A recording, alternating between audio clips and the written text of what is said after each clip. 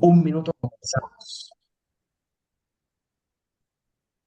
En el día de hoy, en estos martes de cuidado intensivo organizados por el posgrado de Medicina Crítica y Cuidado Intensivo de la Facultad de Medicina de la Universidad de Cartagena y con el aval de la Asociación Colombiana de Medicina Crítica y Cuidado Intensivo, vamos a contar con la valiosa presencia del doctor Luis Blanco Castiblanco, quien nos va a hablar de taquicardia en UCI.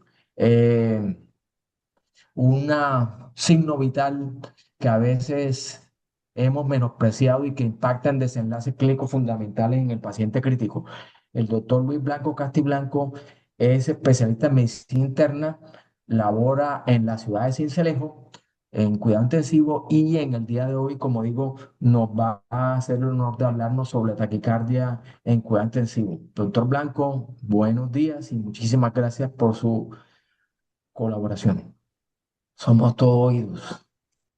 Muy buenos días. ¿Sí se escucha bien? Bueno, eh, mm, bueno, muy buenos días a todos. Espero que esta mañana todos estén muy bien. Hoy vamos a hablar de un tema realmente interesante y es la presentación de la taquicardia en unidad de cuidados intensivos.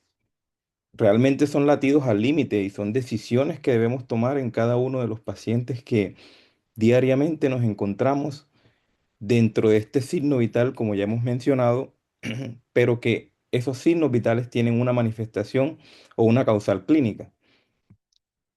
En ese escenario, la taquicardia es eso. Esto es un electrocardiograma de una taquicardia sinusal.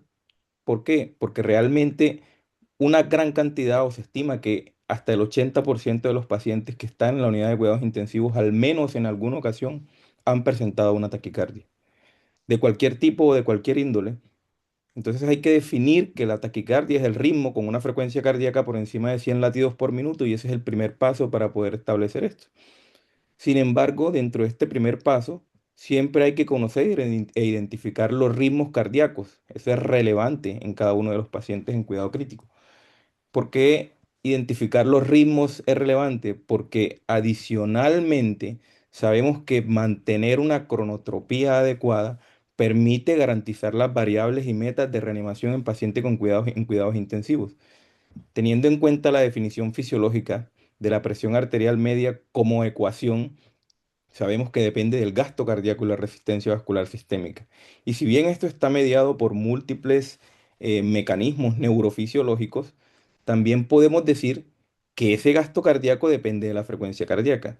Y si esa frecuencia cardíaca en taquicardia pudiese disminuir el volumen telediastólico de cada uno de nuestros pacientes, pudiera impactar de manera negativa sobre la presión arterial media.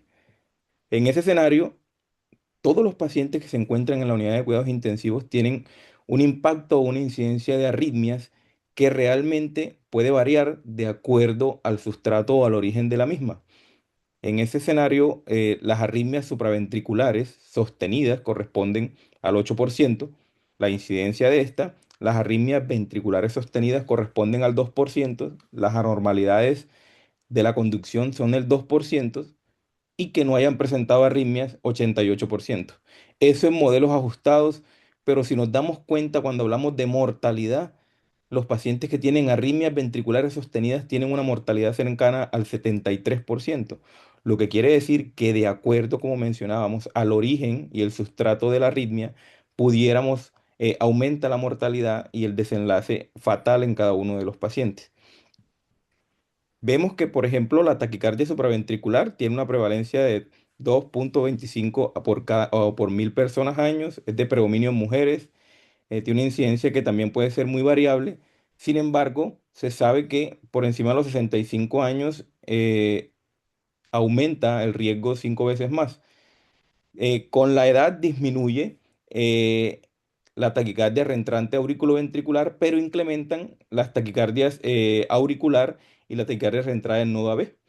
Entonces, bajo ese escenario, también podemos encontrar que algunas taquicardias, como algunas arritmias que también se expresan en taquicardia, como la fibrilación auricular, se hacen presentes en este escenario cuando los pacientes se encuentran en la unidad de cuidados intensivos, hasta en un 5% de prevalencia.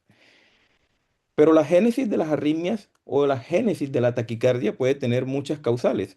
Podemos hablar de que las alteraciones estructurales, como el infarto de miocardio, el aneurisma, la hipertrofia, la dilatación, la fibrosis, pueden generar o inducir taquicardia, que pueden ser a partir de arritmias mayores o menores, o en su defecto, la aparición de contracciones ventriculares prematuras o ectopias también se puede inducir en estos pacientes que se encuentran bajo un estrés metabólico dentro de la unidad de cuidados intensivos. Pero entonces hay factores que son estructurales que, si bien es cierto, no son modificables. Hay factores que son transitorios que sí son condicionantes ajenos a una patología estructural, como por ejemplo lo son las condiciones o factores sistémicos, la hipoxia, la acidosis, las anormalidades electrolíticas, e incluso, por otro lado, la toxicidad por algunos fármacos que son proarritmogénicos o algunos fármacos que tienden a prolongar, sobre todo el QT. Pero una variable que está bastante implícita en este escenario es la inflamación. Los pacientes que están en la unidad de cuidados intensivos en algún momento, por la patología que ingresen, tienen algún grado de inflamación y estrés metabólico, que eso puede inducir la aparición de nuevas arritmias y eso está totalmente inscrito incluso en arritmias como la fibrilación auricular. Bajo ese precepto, tenemos un espectro de síntomas que pueden ir desde la isquemia hasta el shock y parada cardíaco, y en este diagrama de semáforo podemos ver que los pacientes pueden ser motivo de ingreso a la unidad de cuidados intensivos de acuerdo a los síntomas, o el paciente que ya se encuentra en la unidad de cuidados intensivos cuando presente algún compromiso sintomático a partir de alguna taquicardia. En especial los síntomas como la isquemia, que se combinan dolor torácico y cambios electrocardiográficos, el síncope, que para el paciente que se encuentra en la unidad de cuidados intensivos ya es de alto riesgo, la falla cardíaca con presentación por aumento de presión venosa yugular y edema pulmonar ya es un síntoma totalmente descrito propio de la taquicardia. Y en el espectro final y en rojo tenemos el shock y la parada, que pueden estar con hipotensión, bajo gasto, datos de encefalopatía y en su defecto la parada cardíaca.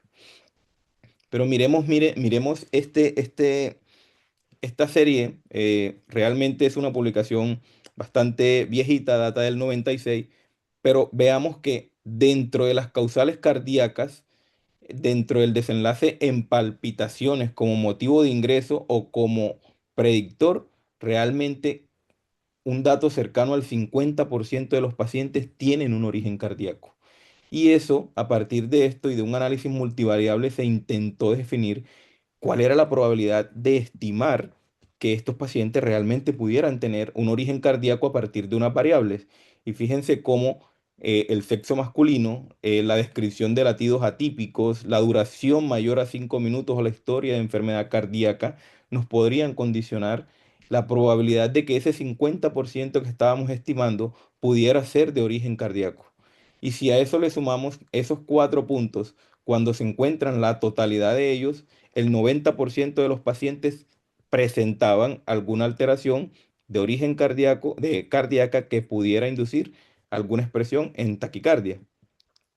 Entonces, dentro de eso siempre podemos encontrar ritmos rápidos que sean realmente son taquicardias, y en la unidad de cuidados intensivos no solo la taquicardia sinusal es es una de las más frecuentes, sino que aparece el espectro de las taquiarritmias, que bajo esa presentación todas las recomendaciones y guías tratan de describirlas entre las arritmias regulares e irregulares de acuerdo a su forma dentro del trazado electrocardiográfico y el ensanchamiento del QRS como estrechos o anchos.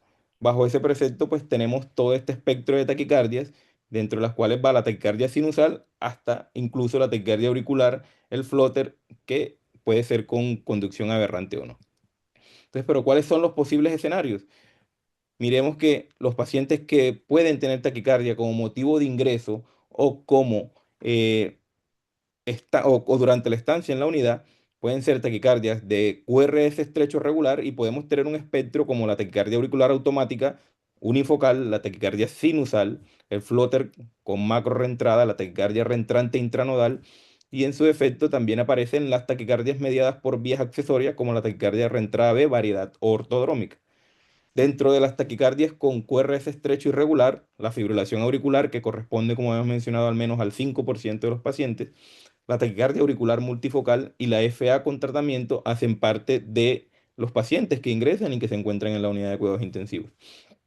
Ahora, las taquicardias de complejo ancho irregular ya aparecen de vías accesorias, pero la variedad antidrómica, la taquicardia ventricular monomórfica, la taquicardia auricular preexcitada y o con bloqueo de rama derecha e izquierda.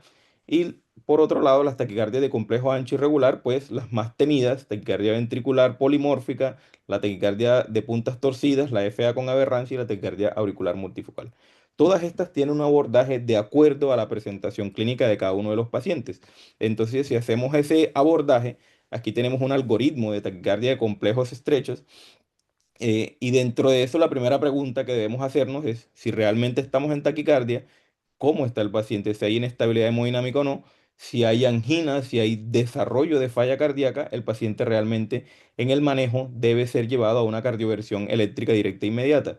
Ahora, si los ritmos son regulares o irregulares, habría que determinar, de acuerdo a la regularidad, cuál es la presentación de esa taquicardia. Si es un ritmo regular, pudiéramos pensar que es una taquicardia de complejos estrechos regular en una taquicardia supraventricular que responde muy bien a algunas maniobras vasovagales que en este escenario no son tan frecuentes, pero que están descritas en la literatura en unidades de cuidados intensivos. Y si esto no es exitoso, pues tendríamos también otros escenarios como la adenosina y sobre todo los beta bloqueantes y los calcioantagonistas, eh, eh, dado que actúan directamente sobre el nodo aurículo-ventricular. En este espectro, también pudiéramos decir que el flóter atrial eh, es una de las arritmias que también se puede presentar, pero que en la estrategia de rango de control, que es la más recomendada, y la anticoagulación, podemos tener fallos, por lo cual la cardioversión puede estar indicada o está indicada. Lo mismo pasa con la fibrilación auricular, pero hay que tener en cuenta que puede variar con este es un ritmo irregular. Otra manera de ver este algoritmo, que es un poco más complejo a partir de una publicación que se realizó en el New England Journal of Medicine en el 2012, es a partir de la presentación de la regularidad, pero ahora le sumamos para las taquicardias, en especial las supraventriculares, eh, la presentación de la prolongación, la presencia del RP, en especial las taquicardias que son mediadas por el nodo auriculoventricular, como la taquicardia reentrante del nodo AB, que pueden tener una clasificación típica o atípica. Eso depende del prolongamiento del PR, del RP. Entonces, si el RP es menor a 70 milisegundos, siempre vamos a tratar de pensar en una taquicardia reentrante del nodo AB variedad típica, que es la que muy comúnmente vemos en los servicios y decimos que es una taquicardia supraventricular. Y por otro lado, las taquicardias que tienen un RPM mayor a 70 milisegundos puede ser o por una vía accesoria o serían una variedad atípica que realmente sería una minucia electrofisiológica tratar de discernirlas porque electrocardiográficamente tratar de evaluar la onda P y el complejo es un poco difícil. Entonces, en términos prácticos, el término de hablar de regularidad y estrechez del QRS sería lo más básico, práctico a la hora de definir o de intervenir en cada uno de los pacientes que presenten este tipo de arritmias. Por otro lado, pues las arritmias irregulares, donde no se pueden ver la onda P, la más común o una de las más comunes son las variaciones a partir del flóter y la fibrilación auricular. Y por otro lado, de acuerdo al umbral de frecuencia cardíaca, pudiéramos o no observar la onda P. Por eso realmente es bastante necesario intentar a toda costa tratar de evaluar si en el trazado electrocardiográfico hay ondas P visibles o no, con el fin de definir si realmente alguna de estas taquicardias pueden responder a algún tipo de manejo. Entonces, los de complejos estrechos regular responden a maniobras vasovagales. Y si bien están descritos, incluso en las múltiples publicaciones que hay de manejo de arritmia en cuidados intensivos, este es los datos del ensayo River, donde una de las maniobras, que es la maniobra de Valsalva modificada, miren que disminuyó o llevó a la presencia de ritmo sinusal al minuto de haber realizado la maniobra en cerca del 50% de los pacientes. y obsérvese que disminuyó hasta un 50% la necesidad de uso de adenosina en cada uno de estos pacientes. Entonces, es una estrategia igual de efectiva, solo que en algunos momentos es bastante tediosa para la realización dentro del escenario en que nos estamos encontrando. Sin embargo, las taquicardias de complejos estrechos, realmente siempre nos tenemos que hacer la misma pregunta que venimos haciendo desde el comienzo. Tienen inestabilidad hemodinámica y si tienen inestabilidad hemodinámica hay que hacer control de la respuesta ventricular a partir de la cardiovención sincronizada con metas de mejorar o no tener un impacto negativo sobre las variables de perfusión. Ahora, si las maniobras vagales se pueden realizar o si no se pueden realizar, el segundo paso es utilizar la adenosina, que es un medicamento que para las arritmias de complejos estrechos regular tiene muy buena respuesta. Sin embargo, si es inefectiva, pudiéramos utilizar los beta bloqueadores o los calcio antagonistas. Lo llamativo de esto es que para cada una de estas arritmias nos damos cuenta que siempre hay depresión del nodo AB cuando utilizamos los medicamentos. Entonces, por definición, todas las taquicardias que son dependientes del nodo AB intranodales, si utilizamos medicamentos depresores del nodo AB, tendremos una mayor tasa de éxito en la remisión de la taquicardia. Por eso tenemos estas taquicardias reentrantes. En ese escenario está la taquicardia reentrante del nodo AB, variedad típica y atípica, y la taquicardia auricular, que realmente es una taquicardia de presentación en una secundaria. Siempre la recomendación es tratar la causa subyacente de la misma. Bajo eso, el algoritmo de la adenosina es claro. Si hay un efecto positivo, se define que es una taquicardia supraventricular del tipo de la taquicardia reentrante no de variedad común.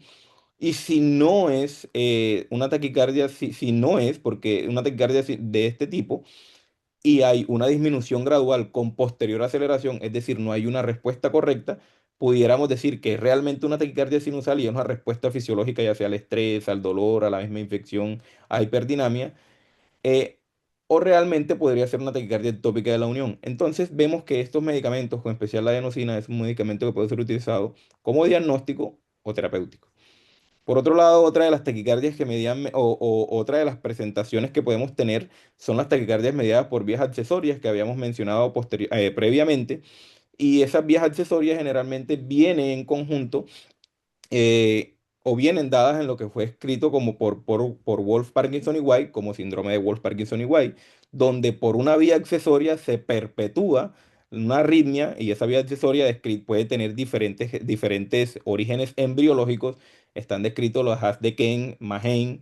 Entonces, dentro de la presentación de cada uno de estos, la perpetuación de la vía accesoria, la arritmia a partir de la vía accesoria sería lo que al final determinaría la respuesta al tratamiento. Porque en este caso, recordemos que el nodo AB tiene una conducción decremental que si la bloqueamos, todo el ritmo se perpetúa por la vía accesoria que no tiene esa conducción decremental. Entonces, en este caso, utilizar algunos medicamentos que deprimen especialmente el nodo AB pudieran empeorar la taquicardia y pudieran hacer que en este espectro no tengamos un éxito dentro del retorno al ritmo sinusal, que sería lo que estuviéramos buscando en este momento. Y las presentaciones más comunes son la ortodrómica y la antidrómica de la unión auriculoventricular. La diferencia es que la ortodrómica clásica es una taquicardia de complejos estrechos, mientras que la antidrómica es una taquicardia de complejos anchos o que incluso pudiera tener un RP mayor a 70 milisegundos. Si bien este es un algoritmo, el algoritmo de San George, para tratar de determinar cuál es la posición o cuál es la posición de la vía accesoria, lo traigo aquí como una forma de discriminarlo. Es un algoritmo bastante tedioso tratando de interpretar en qué lugar o en qué posición a nivel del septum o del aurículo ventricular o de la posición auriculo ventricular se encuentra la vía accesoria que perpetúe el ritmo, que perpetúe la arritmia. Entonces, siempre hay que evaluar dos puntos. Hay que evaluar la polaridad del QRS en varias derivaciones como en D3 y B1. Y a partir de eso pudiéramos medir cuáles son las características de cada uno de los escenarios, de cada uno de las posiciones que pudiéramos tener hipotéticamente. Recordemos que esto es hipotético de acuerdo a las características de presentación de cada uno. Entonces, ahora, las taquicardias de complejos estrechos tienen, yo creo que un algoritmo que se decanta básicamente al manejo de los pacientes que tienen una taquicardia ventricular, que puede ser monomórfica, polimórfica, y que en su defecto, de acuerdo a la condición del paciente, lo que tendríamos que evaluar es si el paciente está en un ritmo de parada o no. Incluso dentro de estas son las más comunes. Sin embargo, podemos tener taquicardias ventriculares, supraventriculares que presentan alguna aberrancia y si tienen ritmo regular o irregular, como habíamos mencionado en el cuadro inicial, pudieran simular o pudieran hacernos o pudieran confundirnos con una taquicardia ventricular. Yo creo que esto es un punto bastante álgico porque realmente siempre el intento de definir una taquicardia ventricular como una emergencia médica y una de las que más se presenta en la unidad y como vimos al comienzo, que tienen una mortalidad cercana al 80%, siempre tenemos que intentar resolverla. Hay muchos algoritmos para intentar discriminarlas. Está el algoritmo para la taquicardia ventricular, está el algoritmo de Brugada, donde hacemos unos criterios morfológicos, evaluamos la presencia de RS en las derivaciones precordiales, o también está el algoritmo de Berekei. Pero básicamente la recomendación actual es que si el paciente realmente tiene cardiopatía estructural, tiene antecedentes de cardiopatía isquémica y nos enfrentamos a una de estas taquicardias, con estas características, lo ideal sería intentar manejarla como una taquicardia ventricular, porque en un gran porcentaje de pacientes esta es la que se está presentando y no realmente la presentación sería una taquicardia supraventricular con aberrancia, como es la que tiende a confundirnos en este escenario. Entonces, por eso mismo, todas las guías y algoritmos lo que al final manifiestan es que si está inestable, hay que llevarlo a la cardioversión o al algoritmo del ACLS como principal eventualidad para el tratamiento.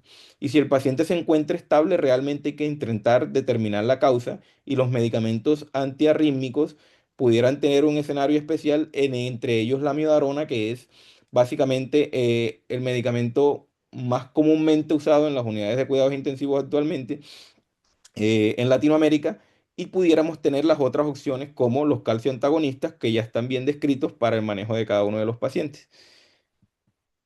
Hay un escenario especial que siempre tenemos en cuenta y que aparece en todas las publicaciones de arritmias en cuidados intensivos y es la fibrilación auricular. Pero ¿por qué es importante saber de que la fibrilación auricular existe y se presenta? Porque realmente, como arritmia auricular descoordinada, tiene unos desenlaces importantes que van desde un aumento de la mortalidad de 1,5 a 3,5 veces mayor, la probabilidad de stroke de stroke puede estar entre el 20 y el 30% y hay disfunción ventricular izquierda hasta en un 30 de hasta en un 30% de los pacientes, lo cual son datos nada despreciables como desenlaces en cada uno de los pacientes que presentan este tipo de arritmia. Y si bien los mecanismos que observamos aquí descritos todos los podemos tener presentes en los pacientes que se encuentran o que diariamente ingresan a manejo en las salas de cuidado crítico. Entre ellos, lo que venimos mencionando, el estrés oxidativo, la inflamación per se que tienen los pacientes, condicionan a que se presente este tipo de arritmias. Y eso está muy bien descrito desde las diferentes publicaciones. Miren esta publicación del 2021 donde donde se describía básicamente el origen o la génesis de la fibrilación auricular en la desembocadura de la vena, la desembocadura de las venas pulmonares y el ligamento de Lachman. eh, en este escenario, aquí siempre hay un foco de fibrosis que responde a la inflamación. Incluso hay protocolos de estudios en pacientes con fibrilación auricular posterior a la ablación del manejo con antiinflamatorios posterior a la periodo de blanking después de la ablación. Entonces, realmente estos pacientes que sean de manejo médico, de manejo quirúrgico, el estrés metabólico condiciona esto. Entonces, una vez detectada la arritmia, fíjense estos cambios que dentro de las definiciones de fibrilación auricular, que cuando hablamos de fibrilación auricular subclínica, habría que definir algunos episodios de respuesta auricular rápida o de taquicardia auricular que son identificados como subclínicos, como FA subclínica. ¿Y por qué eso es importante? Porque determinar esto nos alcanzó a decir en algún momento que estos pacientes tenían la probabilidad de tener fibrilación auricular y al tener fibrilación auricular, la probabilidad de eventos adversos mayores fuera más marcada. Sin embargo, la pregunta siempre fue, ¿estos pacientes deberían recibir algún tratamiento anticoagulante? Porque los episodios de taquicardia auricular, como bien venimos describiendo, pueden ser vistos dentro de la monitoría hemodinámica continua que tenemos en cada uno de los pacientes, pero la disyuntiva si iniciar anticoagulación no estaba básicamente en concreto. Sin embargo, miren los resultados de este estudio. Este es el ensayo ACIR que se presentó en el 2012 con 2.580 pacientes. Y cuando hablamos de la presencia de la presencia de taquiarritmias subclínicas y la presencia de no taquiarritmias, nos dimos cuenta que las taquiarritmias auriculares subclínicas tenían un mayor riesgo de FA clínica, lo cual lo aumentó 5,56 veces, y si es de embolia sistémica, lo aumentó hasta 2,4 veces. Entonces, en ese escenario, definir la anticoagulación era o es imperativo o muy importante. Sin embargo, miren, la pregunta que nos tenemos que hacer es, ¿hay que anticoagularlos o no? Entonces, dado en eso, miren los datos de estos pacientes, que sí, de este estudio, que es el NOAA HFNet 6. En este estudio se incluyeron pacientes que incluso estaban en unidad de cuidados intensivos, y miren, 2.536 pacientes, dentro de los cuales cuando se intentó anticoagular a los pacientes para prevenir embolia sistémica, stroke y mortalidad cardiovascular, estos pacientes no tuvieron ningún efecto significativo, y lo que sí tuvieron fue un mayor sangrado. Entonces, realmente anticoagularnos no tuvo ningún impacto positivo. Sin embargo, sabemos que la presencia de ese tipo de taquicardias en este momento pudieran condicionar cualquiera de estos eventos adversos mayores, pero actualmente no hay una recomendación contundente que nos diga si hay anticoagulación. Básicamente, en la fibrilación auricular, que corresponde al 5% de las arritmias que se presentan en cuidado crítico, miren, la FA de inicio reciente es una de las más descritas, y así como tal cual aparece también en las guías europeas de cardiología y en las múltiples publicaciones que hay de cuidados intensivos. Y miren esta publicación, que es del 2025, donde la fibrilación auricular de nuevo inicio en los pacientes críticamente enfermos estaba bien descrita, basado en los fenómenos inflamatorios, en las características del paciente, en el motivo de ingreso del paciente, en la edad del paciente. Sin embargo, aquí no se pudiese utilizar ninguno de los scores de riesgo clasificatorios para evaluar la indicación de anticoagulación, porque básicamente en estos pacientes no hay, en cuidado crítico no hay estudios con scores significativos como el CHAT-VAS que usamos en manera hospitalaria para definir si estos pacientes requieren la anticoagulación. Si bien es cierto, lo que siempre se trata de describir son los factores de riesgo para que los pacientes tengan fibrilación auricular, y siempre persisten los mismos: la inflamación, los trastornos hidroelectrolíticos, la activación simpática. Entonces, todas estas variables deberíamos llevarlas a la normalidad en los pacientes que se encuentran hospitalizados en la unidad o bajo tratamiento por alguna condición. Entonces, miren que hay muchos estudios dentro de las brechas en el conocimiento sobre el manejo de los pacientes, sobre la anticoagulación en cuidados intensivos, y no solo eso, las estrategias de control de ritmo y respuesta ventricular en pacientes que se presentan con taquicardia y FA. Y miren que hay muchos estudios basados en inteligencia artificial, las cortes del MIMIC 4, que realmente son las bases de datos sobre las cuales se están haciendo modelos de inteligencia artificial para definir esto. Y realmente aún así esperamos respuestas sobre estos ensayos para poder definir si realmente debería haber alguna intervención adicional con respecto a este tipo de escenarios. En cuanto a la sepsis, miren que nada más el simple hecho de tener sepsis, que es una de las condiciones por las cuales más comúnmente ingresan los pacientes, realmente aumentan 6,82% la probabilidad de desarrollar fibrilación auricular con respuesta ventricular rápida, porque realmente la forma de presentación más común es la rápida respuesta ventricular, es decir, en taquicardia, y no en respuesta ventricular lenta. Miren los desenlaces de predicción en este estudio de corte, donde se incluyeron 2.614 pacientes, y miren, solamente 60 presentaron fibrilación auricular, que corresponden a básicamente ese 5% de los pacientes que presentan fibrilación auricular. Y básicamente la mayoría de los pacientes tenían los mismos puntos de corte, o las mismas coeficientes, o las mismas variables de presentación: edad, obesidad, estado inmunocompromiso y alteraciones electrolíticas, entre otras. Y miren que cuando se ve este diagrama de calibración, realmente corresponde a lo que en la probabilidad observada y la probabilidad predicha de presentar fibrilación auricular con respuesta ventricular rápida es básicamente consecuente con ese 5% de los pacientes que se encuentran hospitalizados en cuidados intensivos. Pero miremos la predicción de factores de riesgos a partir de los scores de inteligencia artificial. Ya les había mencionado el MIMIC 4. Es una corte que está reclutando pacientes críticamente enfermos y miren, variable, en este estudio o en esta corte, en esta corte lo que revisamos fue las variables estructurales cardíacas más las variables de presentación clínica del paciente. Se tomaron 17 variables, entre ellas estaban algunas condiciones como la edad de admisión, los trastornos electrolíticos, que tiene el gasto urinario, la presión arterial sistólica, el GAP, etcétera. Y eso lo compararon en un modelo original, que fue el modelo de 17 variables, que fue el que venía mencionando, las 17 variables más alteraciones estructurales en la ecuación previamente descrita, y alcanzó a tener una curva ROC incluso de 0,8%, lo que probablemente nos pudiera predecir qué probabilidad tiene un paciente de acuerdo a las características de presentar una arritmia como esta en el escenario del cuidado intensivo. Ahora, el uso de vasoactivos está bien descrito como predictor o como potenciador de la fibrilación auricular. Y miren esta publicación del JAMA, este metaanálisis lo que hizo fue evaluar que los pacientes que tenían la combinación de catecolamina más vasopresina versus catecolamina solo tenían menor probabilidad de realizar eventos de fibrilación auricular con respuesta ventricular rápida o en taquicardia dentro de los pacientes que estaban siendo reanimados en algún escenario que se presentaban con shock y potencia, con shock y que requerían el uso de vasopresores en este momento. Entonces, la recomendación de utilizar los catecolinérgicos más vasopresina tuvo un mejor impacto en cuanto a la presentación de fibrilación auricular, dado que hubo menor presentación de la misma. Independientemente de eso, los escenarios de tratamiento son los mismos. Solo que aquí cuadramos lo que es las drogas antiarrítmicas y la ablación como uno de los pilares fundamentales.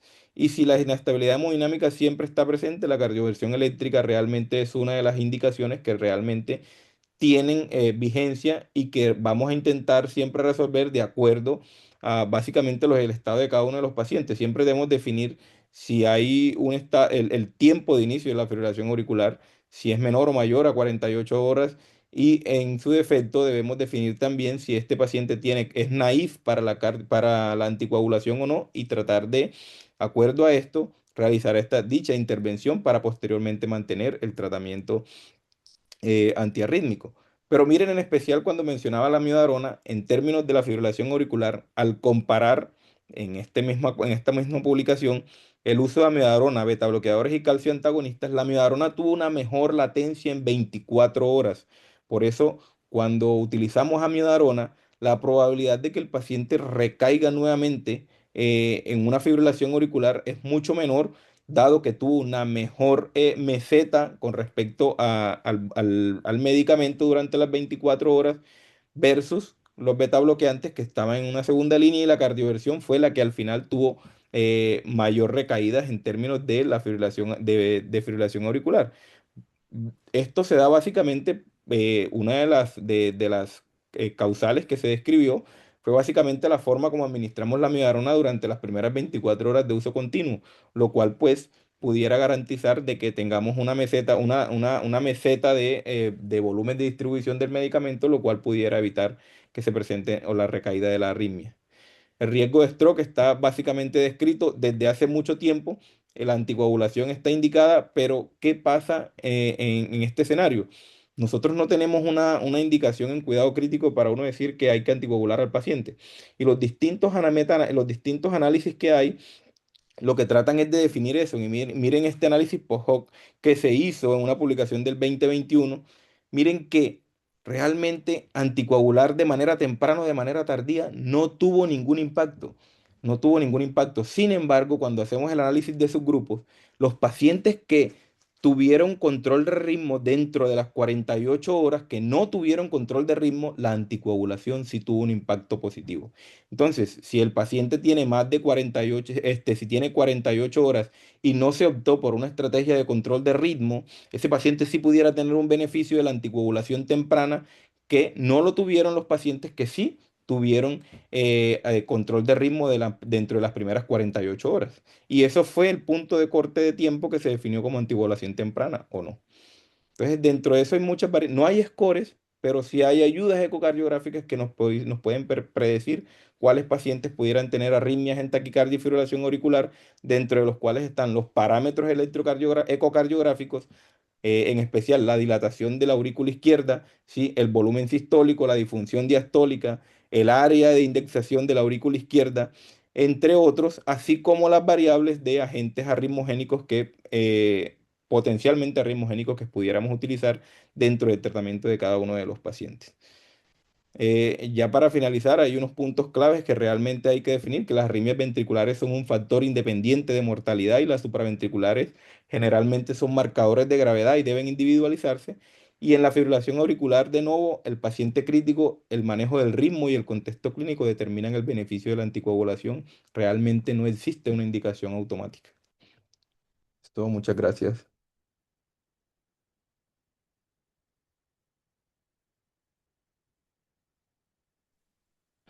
Quedo atento a cualquier pregunta o observación. Gracias. Muchas gracias, doctor, por tan excelente presentación en que nos ha dejado claro la importancia de reconocer y de evaluar bien la taquicardia en un paciente críticamente enfermo y su frecuencia de presentación. Quedamos atentos, como dijo, a aporte o pregunta.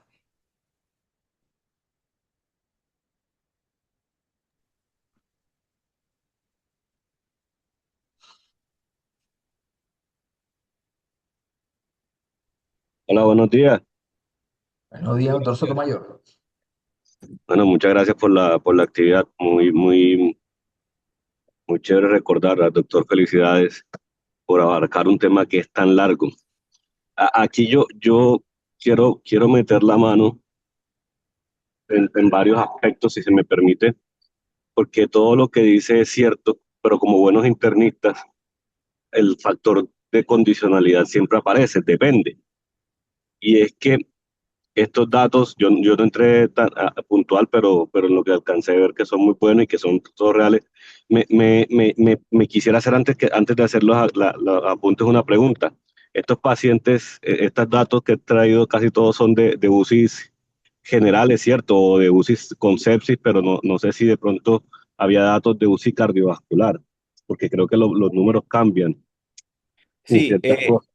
la mayoría de los pacientes que estaban en los estudios excluyeron los pacientes de UCI cardiovasculares, y por eso como que siempre vemos que la frecuencia de presentación de la que vemos es más alta, pero realmente aquí se ven un poco más bajos. Es algo llamativo ahí, pero es por eso, esa es la causa.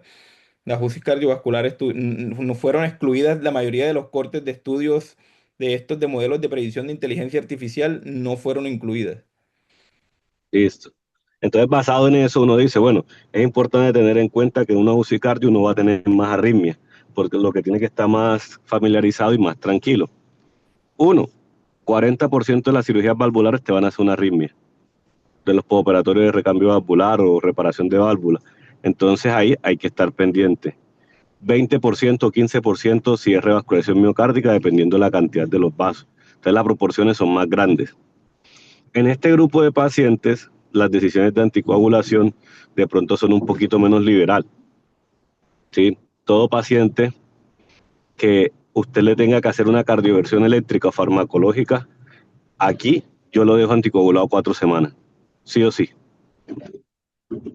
Porque está la inflamación, porque el miocardio está inflamado, porque le tuvieron que hacer, porque no. Ahora, si tuvo una cirugía de estas de cierre de auriculilla, de ablación de la auriculilla y esas cosas, uno podría pensar en más tiempo. Pero de todas maneras, en las guías, cuando es FA, cuando es fibrilación auricular y te dicen si tuviste que hacer una estrategia de cardioversión de ritmo, de conversión del ritmo, idealmente debes dejar anticoagulado 4 semanas y si la noxa pasó, sería bueno que lo quitaras. Ahora, entonces ahí es donde yo voy. Si bien nosotros tenemos en UCI, lo voy a hablar desde el cuidado intensivo, eh, carecemos de scores que nos digan si tenemos que anticoagular o no. Idealmente, si yo tengo que cardiovertir a un paciente con fibrilación auricular y ya lo deja anticoagulado, yo creo que lo más importante es dentro de la unidad tener claro cuál fue el factor desencadenante, si pudo ser resuelto completo o parcialmente, y dejarlo bien copiado en la historia para que el cardiólogo de cirugía o el cardiólogo, el internista, quien lo vea después de la hospitalización, porque no es solo salir de la UCI, sino que hay que irse con un control y un seguimiento después de la patología, sepa si la causa está resuelta o no. Y si sospecha que la causa no está resuelta, entonces hágale chafac y ahí uno queda curado. Y uno habla entonces de la integralidad y la continuidad del seguimiento y el tratamiento. Mi paciente no termina solamente cuando está en la UCI, sino que lo dejo encomendado, bien enfocado en ese aspecto. Y con respecto a las arritmias ventriculares y demás que se pueden presentar, sí, la proporción en sepsis, la proporción en UCI médica cambia de forma importante y últimamente yo quisiera que no olvidáramos, he tenido 3 pacientes con arritmias muy malucas, difíciles de sacar y han terminado haciendo hipertiroidismos o hipotiroidismos, 2 hipertiroidismos, un hipotiroidismo. Entonces recordar las causas metabólicas en el estudio de arritmias siempre va a ser muy importante y más en ese paciente críticamente enfermo. Eso era como lo que tenía que decir. Muchas gracias, Alex.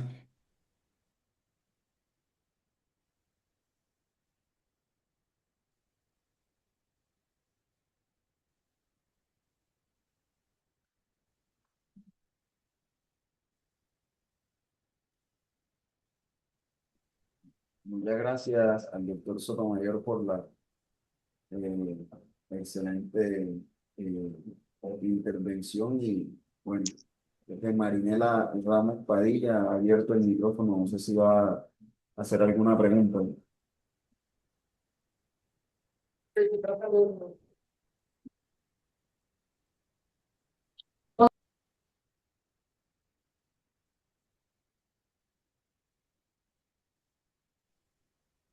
Hola, buenos días. Profesor Durán, buenos días. ¿Cómo están? Buenos días. Bueno, muchas gracias por esta excelente conferencia. Bueno, el tema de las taquiarritmias es interesante, específicamente, como decía el doctor Sotomayor, en el contexto de los pacientes en posoperatorio de cirugía cardiovascular, tenemos una prevalencia bastante alta de fibrilación auricular y una de las recomendaciones es el uso profiláctico que pues lo utilizamos todos de betabloqueadores lo más tempranamente posible a lo que el paciente sale de la cirugía como una medida para evitar, para disminuir la aparición de nuevas arritmias en el postoperatorio, especialmente fibrilación auricular. Digamos que esa es una evidencia que tiene bastante tiempo, que no ha sido rebatida y que seguimos haciéndola. Digamos que hace parte del armamentario que utilizamos nosotros en el postoperatorio y realmente la decisión, usualmente vemos las fibrilaciones auriculares posoperatorias como algo que se presenta frecuentemente, pues se hace el algoritmo de diagnóstico, si le vamos a tratar farmacológicamente o eléctricamente, pero de verdad la decisión de anticoagular cada vez hay más evidencia que tenemos que individualizar ese paciente si vamos a dejarlo anticoagulado o no. Pero digamos que la pregunta de esto es si hay alguna información adicional, si hay algo nuevo con respecto a la profilaxis y qué medicamento debemos utilizar nosotros para evitar esas arritmias en el posoperatorio. Eh, Buenos días. Hola, ¿cómo estás? Si realmente en los pacientes cardiovasculares lo que siempre encuentra uno en términos de profilaxis para anticoagulas, para prevención es el uso de los betabloqueantes, pero como anticoagulación realmente no, dentro de lo que encuentra en la literatura no hay una evidencia contundente que nos diga anticoagulemos per se a estos pacientes sin documentar la arritmia, claro está. Y siempre resolver la causa principal, que es lo que realmente viene siempre descrito siempre en la literatura. Y como veníamos mencionando, de acuerdo al tipo de intervención, hay algunas que tienen mayor probabilidad de desarrollar fibrilación auricular, que es la que más frecuentemente pudiéramos ver.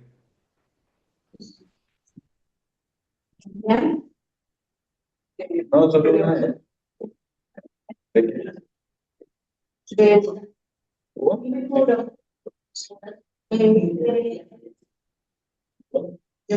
soy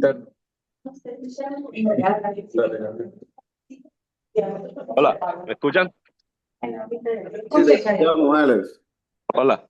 Acá donde yo trabajo, que tenemos 40 unidades, 40 camas de cardio, de UCI coronarias y de cardiovasculares y postoperatorias.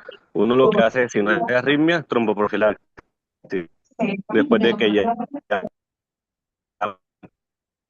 ha pasado unas horas del postoperatorio, el drenaje, no hay una discrasia, no hay una coagulopatía. Ahí, solo dejar tromboprofilaxis, 40 cada 24, y si se presenta la arritmia, pues ya hay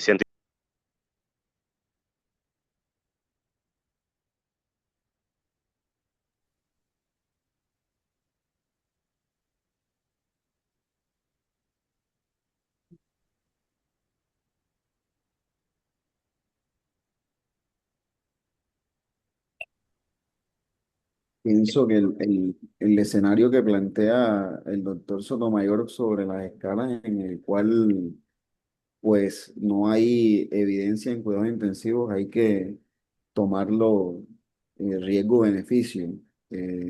Pues me plantea un escenario donde tenemos un paciente que hizo una arritmia y pues realmente no tengo algo que me guíe a anticoagularlo, y sería un escenario donde riesgo-beneficio en algunos pacientes uno podría hacer una anticoagulación, y en un mes se supone que el paciente está fuera del contexto de cuidados intensivos y podríamos hacer una evaluación adicional para mirar si realmente el paciente debe continuar anticoagulado, pero bueno, eso sería más, creo que una recomendación de expertos pues, para tener un escenario mucho más claro de lo que podríamos hacer en beneficio del paciente, dado que no tenemos evidencia y validación de las diferentes escalas.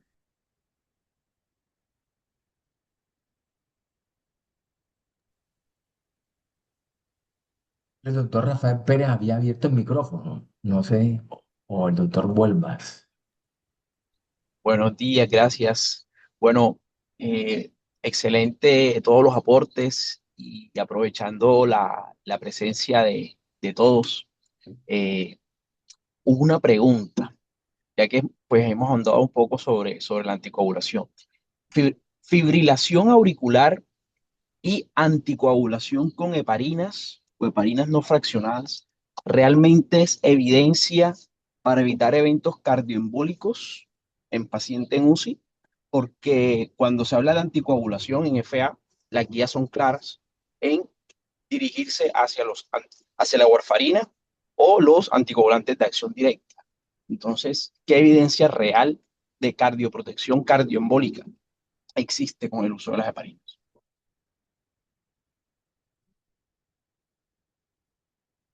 Hola, si realmente cuando uno evalúa el tema de la anticoagulación en los pacientes con fibrilación auricular, siempre la recomendación que tiene el nivel de evidencia 1A son los anticoagulantes orales nuevos, los NOAC y los cumarínicos, que realmente el 1A son los NOAC. Pero realmente, en una parte de la presentación mostramos que cuando se comparó warfarina, siempre fue warfarina versus no anticoagular. Entonces el comparador directo con warfarina realmente, con heparina realmente no ha sido. Así de que realmente evidencia contundente de prevención cardiovascular con heparinas de eventos embólicos no es tan robusta la evidencia porque, como te digo, el comparador siempre fue, si fue cuando los estudios iniciales con warfarina fue anticoagular versus no anticoagular, y posteriormente fue los estudios inicialmente descritos de no inferioridad de warfarina versus los anticoagulantes orales nuevos o NOAC.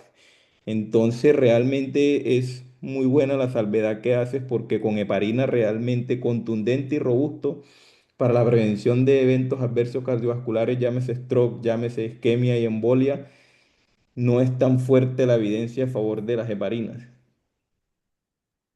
Claro, y sumando a eso, por ejemplo, los pocos estudios que se tienen como referencia en terapia puente, cuando se compara incluso dalteparina contra el placebo, no hubo diferencia de prevención de eventos cardioembólicos. Entonces, realmente es bastante cuestionable esa rutina de dejar anticoagulados pacientes con FA con heparinas en unidad de cuidados intensivos, aunque a su vez es algo que nos deja también un poco atado de manos ante la falta de evidencia de estos medicamentos En la UCI, anticoagulantes total, orales en su uso en la unidad de cuidados intensivos. Entonces, totalmente. Buenos días, disculpa que, Mel, que aprovecho algo. Hay un trabajo de hace varios años donde compararon heparinas, ni siquiera no fraccionada la que tú dices, heparinas de bajo peso molecular comparados con no dar nada en pacientes con fibrilación auricular críticamente enfermos.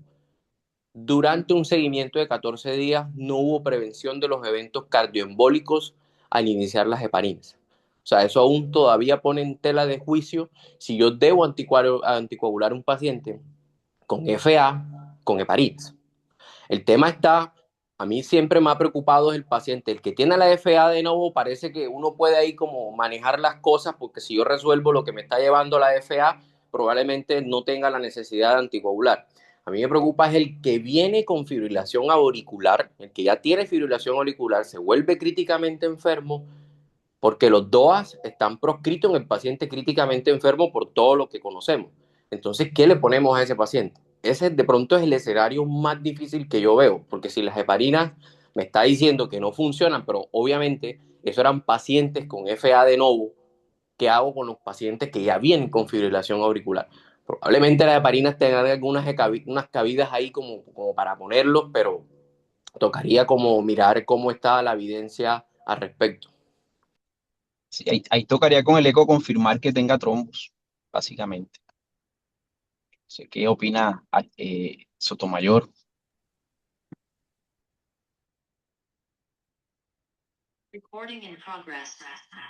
Profe, yo venía subiendo escalera y perdí el pedazo. Repítame la pregunta, profe. No la enunciación, sino la pregunta.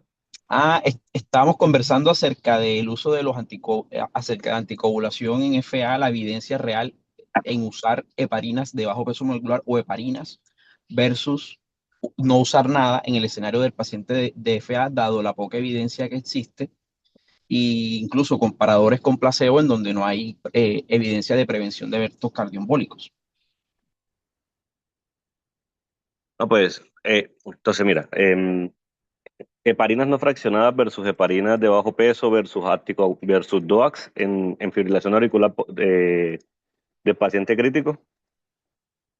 Esa es la pregunta. Sí, esa es la pregunta. Bueno, no, idealmente, mire, entonces en la entonces uno los podría separar así, ¿cierto? Indiscutiblemente si el paciente ya tenía una fibrilación auricular previa, no tiene riesgo de sangrar y está en la UCI por cualquier otra cosa y tolera la vía oral, uno podría poner su anticoagulante oral que tenía, eso sin duda. Si quiere pasarse a otra vía no oral, entonces uno idealmente escogería una heparina que tuviera el mismo tiempo de acción de ella, entonces sería enoxaparina y se reemplazan las dosis, o sea, si estaba a 7 de la mañana y 7 de la noche, Pixaban, entonces 7 de la noche y 7 de la noche enoxaparina. Ahora, en los pacientes en los que se utiliza, en los que empieza una FA y usted quiere anticoagularlo y tiene que tomar la decisión, paradójicamente, si ustedes supieran que la heparina de bajo peso molecular sangra más que la no fraccionada,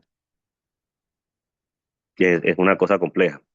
¿Qué es lo que pasa? Por ejemplo, acá en la unidad hemos tenido mucho problema para lograr los tiempos de coagulación en el TTP en metas cuando tenemos heparinas no fraccionadas en infusión o estas cosas. Entonces nos pasamos a la heparina de bajo peso molecular. De verdad no hay estudios, pero fácilmente usted Bien, sí, podría señor. uno podría colocar uno la heparina de bajo peso molecular si la necesita.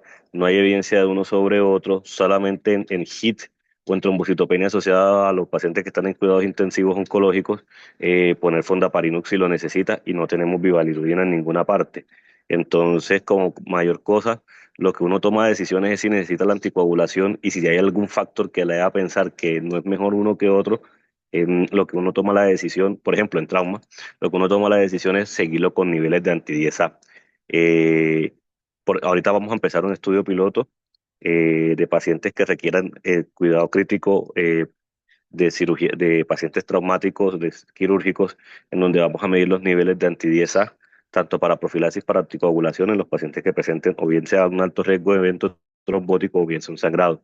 Y vamos a empezar un protocolo sobre seguimiento para determinar protección tromboprofiláctica en pacientes médicos con anti-10A.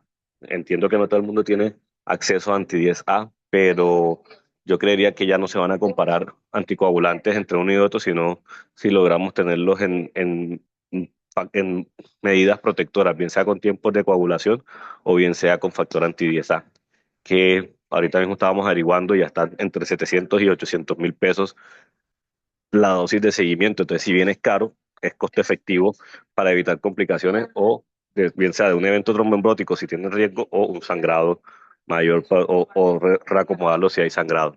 Eso sería lo como que tengo que decir, pero sí, estudios que los comparen.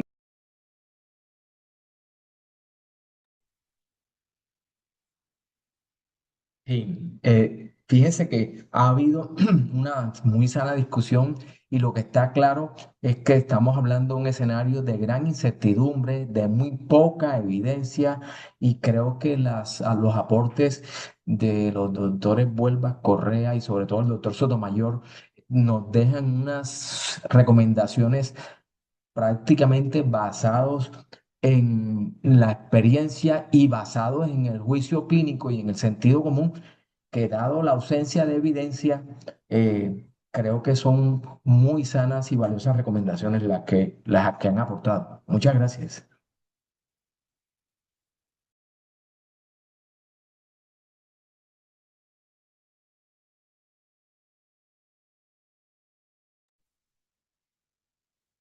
Parece que no hay más aportes y preguntas. Primero, darle las gracias al doctor Blanco por su excelente presentación, a los participantes y a los oyentes por su asistencia y invitarlos para el próximo martes, en estos martes de cuidado intensivo, cuando nos estarán hablando sobre